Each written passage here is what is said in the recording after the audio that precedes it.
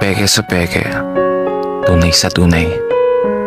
Oo, yan ang pananaw na pilit kong isinasa buhay. Sa kabila ng pagiging totoo, sa mundong taglay ang iba't ibang tao na may iba't ibang kulay. Iba't ibang tao, yung ilan may nakatagong sungay.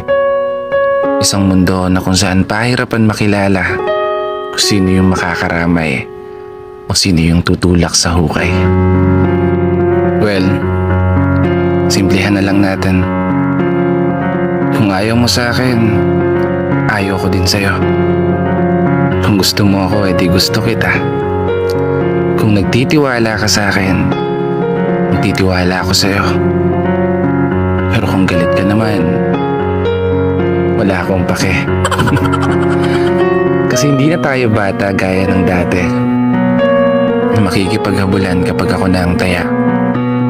Hindi na tayo mga bata napapalakat ng iyak kapag napagkakaisahan ka ng lahat na hindi ka isasali. Hindi na tayo mga bata na magmumukmuk na lang sa isang tabi kapag naputol yung tali ang saranggola mo na pinaghirapan mong gawin ng buong gabi. Nakuha mo? Hindi na tayo mga bata magdadamdam ng sobra kapag hindi nabili ang gusto nating laruan. Oo, hindi ka na bata na magkukulong na lang sa kwarto mo kapag hindi ka napapaboran. Hindi ka na bata na magpapaapekto na lang sa mga sasabihin ng ilan. Dahil hindi ka na bata na basta na lang magpapatalo sa nararamdaman. Hindi na tayo mga bata na masasaktan kapag hindi nagugustuhan o hindi nakakampihan. Maging tunay ka sa sarili mo. Yun ang lagi mong tandaan.